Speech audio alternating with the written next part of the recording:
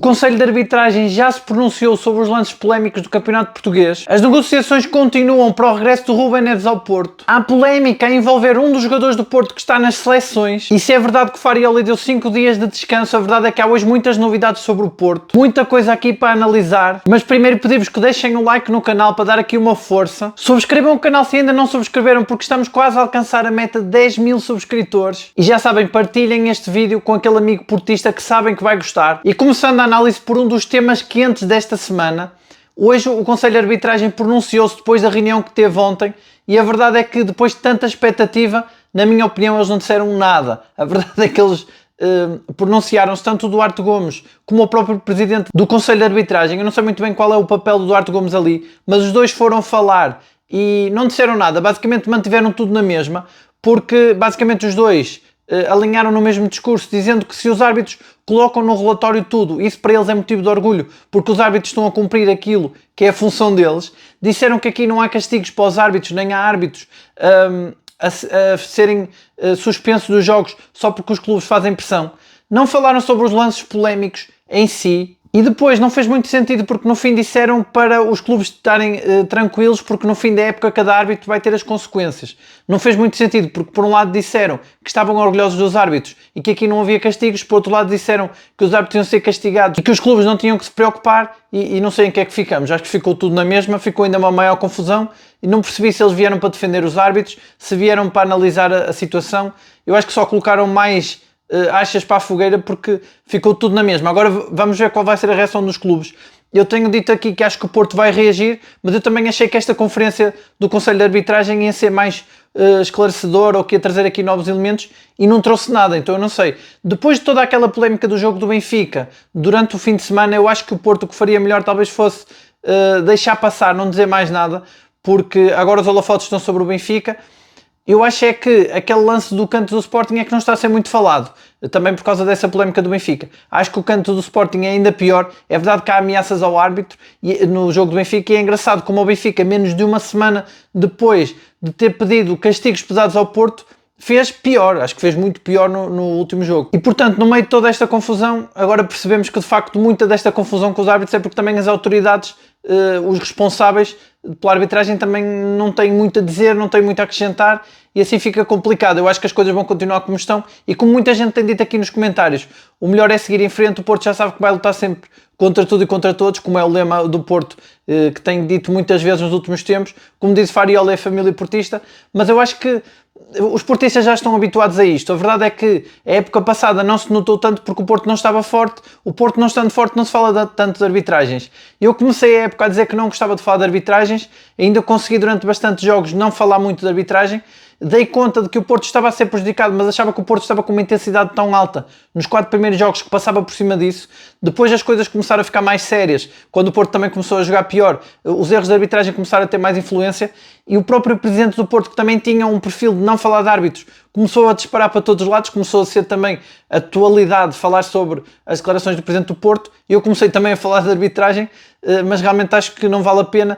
Acho que podemos comentar a arbitragem nos lances que acontecem durante os jogos, mas depois de todas estas notícias à volta de reações ou possíveis castigos ou análises de arbitragem, acho que é tudo um debate que já está inclinado para um lado, acho que não acrescenta nada. Há muitos anúncios de reuniões e de conferências e depois não se resolve nada e portanto eu acho que vai continuar tudo na mesma, pelo menos enquanto o Porto estiver em primeiro, e isso também é bom sinal, significa que o Porto está em primeiro e que está a incomodar os rivais e vai continuar a haver comunicados e outras coisas, e acho que o Porto tem que conseguir passar por cima disso, e é por isso também que o Porto tem que estar muito forte. O Porto tem um bom plantel, no jogo com o Famalicão deu sinais de que pode voltar a ser esse Porto do início da época mais forte, mesmo quando esteve com mais dificuldade, como nós dizíamos, em construir jogo, o Porto continuou a ganhar jogos. Portanto acho que o Porto está bem encaminhado e não se deve desfocar muito desse objetivo de continuar em primeiro e ser campeão. O Porto vai ficar na máxima força com a recuperação do De Jong, fica só a faltar o Neuen Pérez, que esta época não conta, vêm aí mais reforços. O Porto está já a preparar a época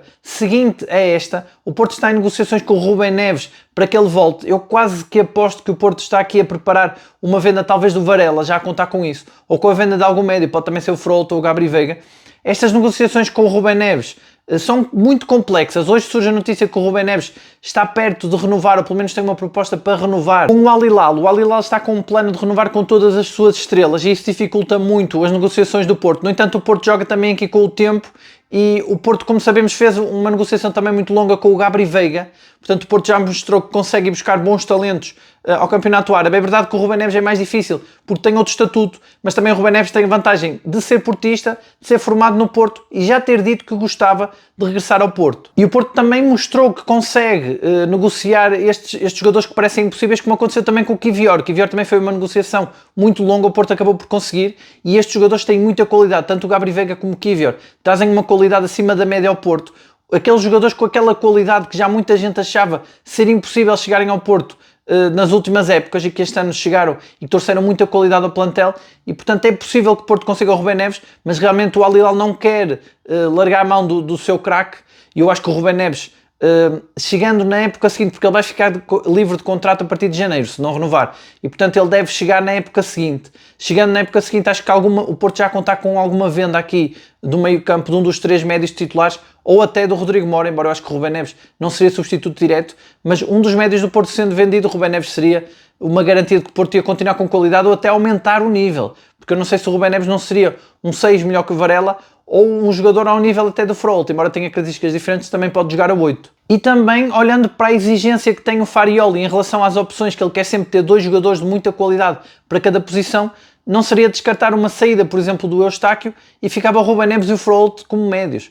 Se bem que em janeiro pode já chegar esse 8 e, portanto, Rubem Neves seria mais um 6, a não ser que Pablo Rosário contasse como central, mas isso serão contas para a próxima época. Também é difícil prever quem é que o Porto vai vender, depende muito das prestações do Porto, por exemplo, na Liga Europa. Se o Porto ganhar uma Liga Europa, vai ter mais interessados nos seus jogadores e, portanto, há muitos fatores aqui que são difíceis de medir, mas esta direção do Porto já mostrou que quando tem um alvo definido, por muita qualidade ou muito impossível que ele pareça, consegue negociar, consegue ter argumentos e vamos ver, falta um ano, mas hoje então a surgir notícias de que essas negociações do Porto podem estar dificultadas porque o Al Hilal quer renovar com o Rubem Neves. Vamos ver o que é que acontece nos próximos vídeos, vamos estar atentos a ver mais notícias, mais novidades. Outra novidade também havia de mercado ontem, era o Batrakov. Eu anunciei aqui que o Porto estava interessado nele e agora hoje surgem mais notícias ainda sobre esse interesse. Como eu dizia, a dificuldade aqui é por ele jogar no país que joga, porque é um país que está com muitas sanções, é difícil contorná-las, o Porto também não tem muito histórico de negociar com esses países, o que é certo é que ele é um grande talento, tem muitos golos, como comentava ontem, é um médio com golo, seria uma ótima alternativa ao Froholt, seria excelente, e é mais um jovem, encaixa no perfil do que o Farioli quer, mas eu acho que isto é mais um sinal de que o Porto está à procura de um 8 para reforçar o plantel já em janeiro, do que propriamente que seja ele o reforço que vai chegar. Acho que é apenas o Porto está a sondar vários médios e acaba por sair para fora algumas dessas negociações com clubes que têm mais conhecimentos na imprensa ou que lhes interessa soltar essa mensagem para fora, até porque o Batrakov está a ser também muito cobiçado por outros clubes e está a ser pedido 20 milhões de euros por ele, o Lokomotiv a tentar também valorizá-lo e talvez por isso surge na imprensa. Não quer dizer que seja o Batrakov, para mim é apenas um sinal de que o Porto já deve ter esse central em negociações avançadas, porque vem um central em janeiro, isso é a prioridade de Farioli, e já está a haver médios, já está a sondar médios. Portanto, eu acho que o Porto em janeiro vai receber um 8 e um central. Muita gente tem falado do Kenneth Taylor, o próprio Ajax está a passar por dificuldades. Eu hoje vi notícias de que há muita gente na imprensa que lamenta a saída de Farioli, que agora dão mais valor ao Farioli, dizem que era um grande técnico porque o Ajax está outra vez em dificuldades. Isso também valoriza o treinador do Porto, também para os adeptos do Porto, se bem que eu acho que os adeptos do Porto valorizam bastante Farioli, ele tem feito um trabalho quase milagroso de colocar a equipa em tão pouco tempo a jogar tanto, mas com os altos e baixos naturais de uma época, há jogos em que o Porto jogou menos, ou opções mais polémicas de Farioli, ele também tem assim umas opções que saem um bocado da caixa, que não é muito normal nos treinadores portugueses, como jogar com os suplentes na Liga Europa, às vezes causa alguma estranheza, mas a verdade é que ele tem feito um excelente trabalho e na Holanda também já lamentarem a saída dele. E por falar em treinadores, hoje o Paulo Sérgio, o treinador, ex-treinador do Sporting, que eu acho que fez uma carreira muito má no Sporting, que era treinador também do Vitória de Guimarães, a dizer que podia ter treinado o Porto na época em que Vilas Boas assinou pelo Porto, que era para ter sido ele o treinador. E eu fico a imaginar como é que seria.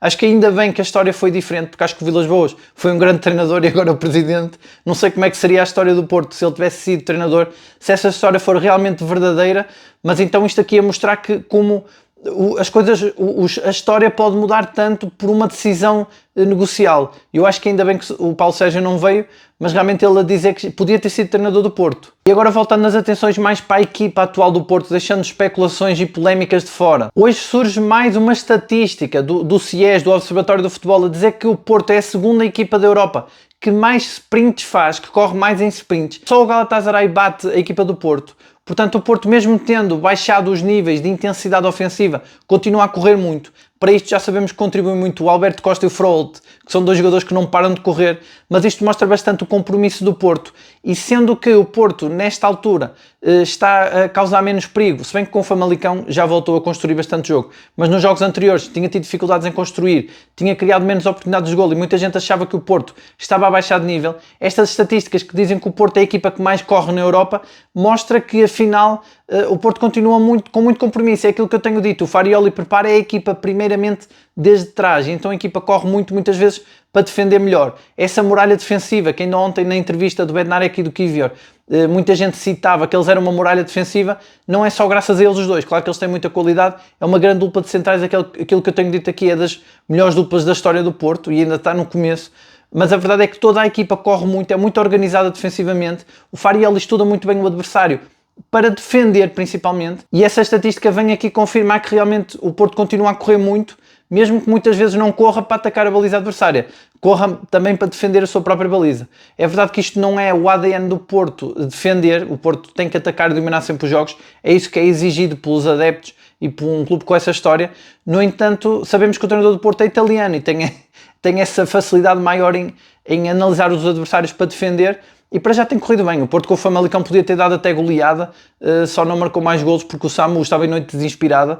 O Samu, que está na seleção da Espanha e que toda a gente está aqui na expectativa se ele vai ser titular ou não, até porque se ele jogar já não joga mais pela Nigéria, e a Espanha garante aqui um jogador que é um dos jogadores queridos do selecionador, que tem como objetivo colocar o Samu, melhorar o jogo do Samu. Aquilo que temos dado conta aqui, ele tem treinado muito o jogo de costas para a baliza com o Samu, ao exemplo do que tem feito Farioli também. E portanto o selecionador nem é muito normal dedicar-se tanto a um jogador, mas realmente o Samu, e o Samu também gosta de jogar pela Espanha, as notícias dizem que ele prefere a Espanha à Nigéria, mas eu estou curioso para ver o Samu na seleção da Espanha. Quem já se estreou pelas seleções foi o Pablo Rosário. Eu tentei ver o jogo, ele não foi transmitido em lado nenhum.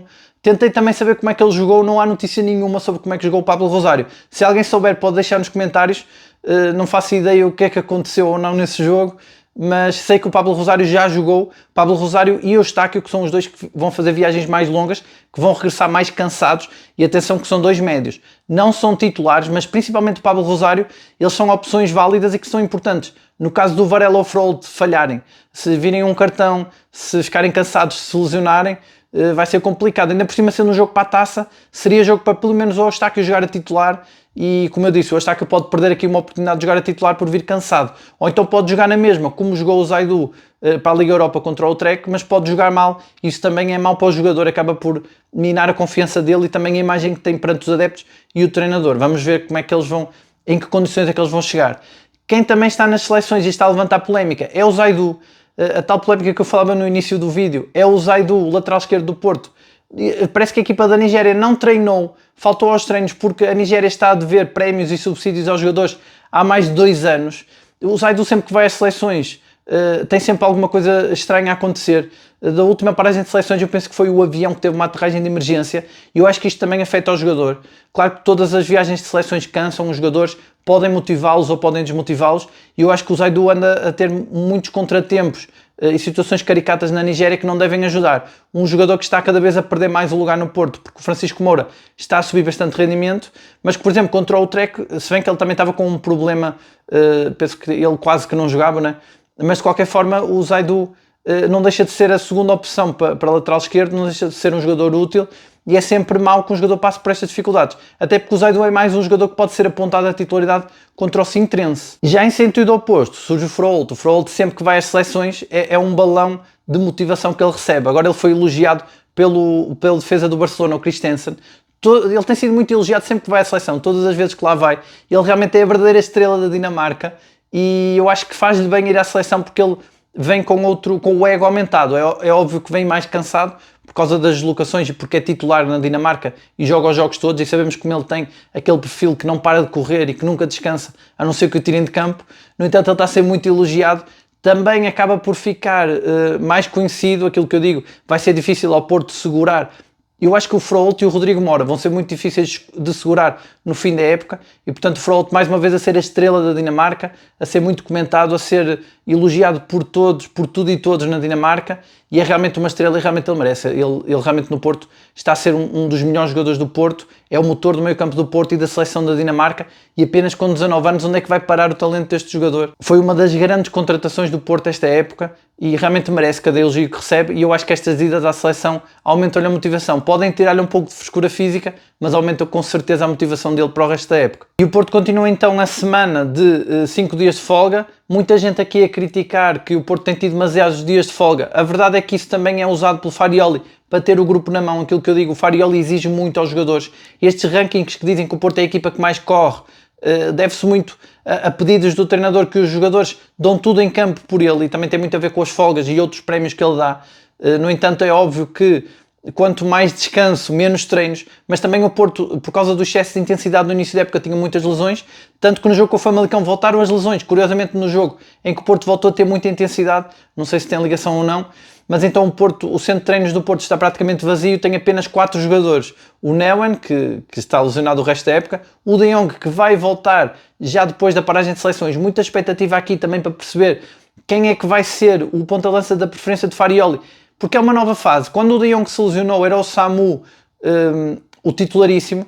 O De Jong estava-lhe a roubar a titularidade, tanto que jogou contra o Sporting e fez o golo. O De Jong lesiona-se e o Samu continua como titularíssimo. Entretanto, o Denis Gould foi ganhando espaço. Muita gente já defende que o Denis Gould devia ser o titular, e agora volta o De Jong. É uma nova fase do Porto. Não sei se o Porto, depois desta paragem de seleções, vai ser o Porto do Famalicão, que jogou muito ao ataque, e aí seria mais o Samu o titular, ou se será o Porto que vai ter outra vez dificuldades em construir, como aconteceu nos jogos anteriores, e aí acho que o De Jong seria o titular, porque é um jogador mais que joga melhor de costas para a baliza, aquilo que eu tenho dito. Eu acho que o Mora teria sido até uma boa opção naquela posição, porque o Porto estava com muitas dificuldades em construir, coisa que não se sentiu contra o Famalicão. Vamos ver aqui muitas dúvidas, mas estou na expectativa para perceber se a hierarquia de pontas de lança mudou ou não, e também em que forma vem o De Jong, porque o De Jong teve muito tempo parado, mas vai ter esse jogo com o Sintrense, eu acho, para recuperar a forma física e provavelmente para ser titular. Depois também Bednarek e Borja Sainz também a recuperar de lesões. O Borja Sainz acaba por não fazer a deslocação para as seleções, mas eu acho que nem ia ser muito desgastante para ele, porque era aqui ao lado em Espanha, e era um jogo do País Basco não muito difícil. Acho que até ia ajudar o Borja, se calhar, a ser mais conhecido em Espanha, para ser convocado para a seleção. Não é absurdo de todo achar que o Borja Sainz e o Gabri Veiga podem ainda ser convocados para o Mundial. Depende muito das prestações do Porto, eles são muito importantes no Porto, e basta olhar que o Samu tem sido convocado para a seleção, então por que não? O selecionador vai estar sempre de olho no Porto para ver as exibições do Samu, e vai sempre ver ali o Borja Sainz e o Gabri Veiga. Um Gabri Veiga em grande forma, como esteve no jogo com o Trek, pode perfeitamente ser selecionável para a seleção de Espanha, acontecendo o mesmo com o Borja Sainz, com o Braga, o Borja Sainz que marcou o golo ao Braga, por exemplo. Se continuar a marcar golos daqueles, também pode ser convocado. E o Bednarek, que vai falhar essa fase muito decisiva da Polónia, o que acaba por ser bom para o Porto, se ele conseguir recuperar rápido de lesão, porque não se cansa nas viagens, e o próprio Borja Sainz também não se cansa, embora eu acho que era uma viagem curta, mas então estes 4 jogadores a tentar recuperar são os únicos que estão no centro de treinos, o restante plantel dividido entre seleções e outros de folga, e vamos ver como é que o Porto volta desta paragem de seleções. É já a terceira, e como eu dizia no vídeo anterior, que a terceira seja de vez e que o Farioli consiga colocar a equipa a jogar bem na volta depois desta paragem de seleções. Como comentava ontem alguém, e bem, o problema do Porto é que a paragem de seleções, aquele intervalo entre a paragem de seleções e o retomar dos jogos é muito curto, e também não dá tempo para o Porto recuperar. O Farioli tem até optado por dar folgas nesses poucos dias que separam a volta das seleções e o jogo oficial. E agora eu quero saber de vocês, qual é a vossa opinião sobre o Rubem Neves? Se acham que ele vai mesmo voltar para o Porto, ou se acham que o Porto não vai conseguir convencê-lo? Quem é que vocês acham que vai ser esse 8 que vai chegar em janeiro? Será que é o Batrakov ou outro jogador? Eu quase que aposto que será outro. Quem é que vocês acham que é o central? Eu acho que o facto de estarem a surgir notícias já de números 8 que o Porto anda à procura, em princípio já deve ter esse central em negociações avançadas. O que ainda não se sabe é quem é. Se alguém tem informações sobre como é que foi essa exibição do Pablo Rosário pela seleção, qual é a vossa opinião sobre as declarações do Conselho de Arbitragem sobre todas as polémicas? Se concordam que só atirou mais achas para a fogueira porque não esclareceu nada? Como é que vocês veem estas estatísticas em que o Porto continua a aparecer muito destacado, apesar de ter tido ali uma quebra de rendimento a meio desta série de jogos fora? E se vocês concordam que esta paragem de seleções afeta muito os jogadores ou se acham que não? Se acham que o Porto vai conseguir, agora desta vez à terceira, voltar em grande forma e continuar um bocado na linha daquilo que estava a fazer no jogo com o Famalicão? Já sabem, deixem os vossos comentários, eu leio sempre todos. Muito obrigado a todos por assistirem ao vídeo, um abraço a todos e até amanhã.